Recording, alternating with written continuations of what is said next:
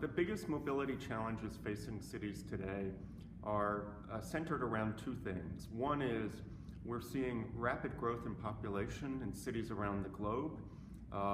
We're going from essentially half the world's population today to 2/3 of the world's population, which will be up to 10 billion people by 2050. So we're actually going to double the number of inhabitants in cities. And you combine that with the other trend, which is that a lot of cities are landlocked and have really challenging issues around funding, and therefore they don't have the means or the time to essentially build the mobility systems that are going to be needed to move people. And mobility is critically important for the vibrancy of cities, for their economic development, for sustainability, for accessibility.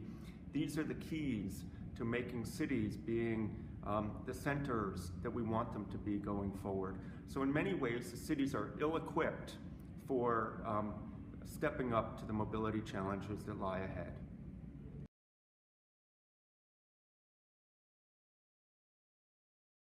The way that we're helping cities address the challenges facing them around mobility, we're doing several things. One, we're seeing now the emergence of all these new forms of mobility innovation.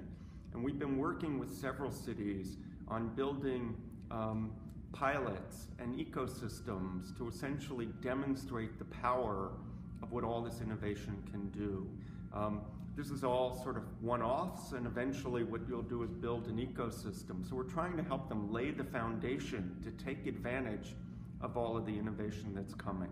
In parallel, we're beginning to work on analytics and solutions to optimize the supply of mobility that exists, and to also begin to help shape different consumption choices to level out the peaks and the valleys that exist in the movement of people and goods.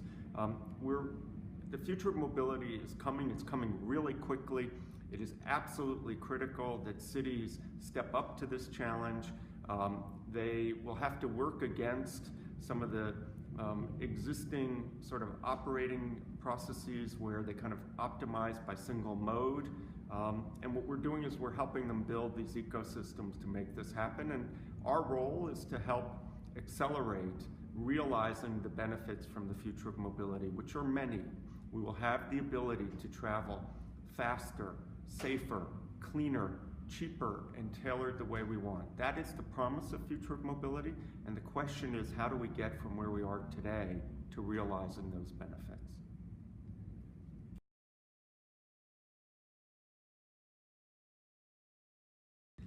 The biggest opportunities for cities to implement mobility innovation really lies around imagining a very different sort of quality of life inside cities.